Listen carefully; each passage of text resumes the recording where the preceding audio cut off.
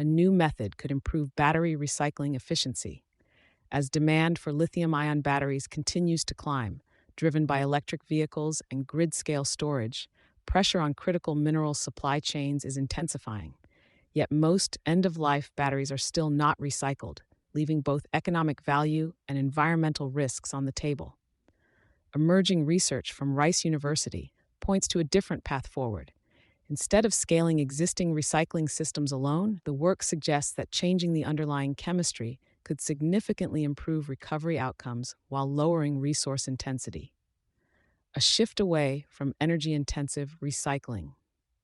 Conventional battery recycling processes rely heavily on high temperatures or strong acids to process black mass, the mixed material recovered from spent batteries. While effective in extracting some metals, these approaches often struggle with efficiency, particularly when it comes to recovering lithium and graphite. This inefficiency has broader implications. Key battery materials such as lithium, cobalt, and nickel remain concentrated in limited regions, exposing supply chains to volatility. At the same time, less than 10% of global battery waste is currently recycled, creating a gap between material demand and recovery. The Rice-led approach focuses on pre-treatment rather than extraction alone. Using a short microwave-induced plasma process, researchers alter the structure of battery materials before applying mild solvents.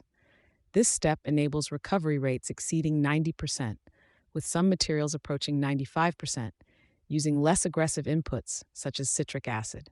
The result is a process that reduces energy use while improving material yield, two factors that have historically constrained recycling economics.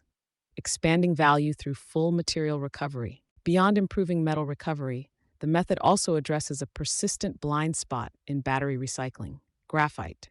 Although graphite makes up a significant portion of lithium-ion batteries, it is rarely recovered due to degradation during standard processing. In this case, plasma pretreatment helps remove impurities and repair structural defects, allowing graphite to be reused in new batteries. This expands the total value that can be extracted from battery waste and supports a more circular material model. The broader implication is a more integrated approach to recycling, one that aligns with the full composition of modern batteries, rather than focusing primarily on high-value metals. From an operational perspective, the technology is designed to integrate with existing hydrometallurgical systems rather than replace them. Early analysis suggests it could improve performance without requiring entirely new infrastructure, making it more viable for near-term adoption.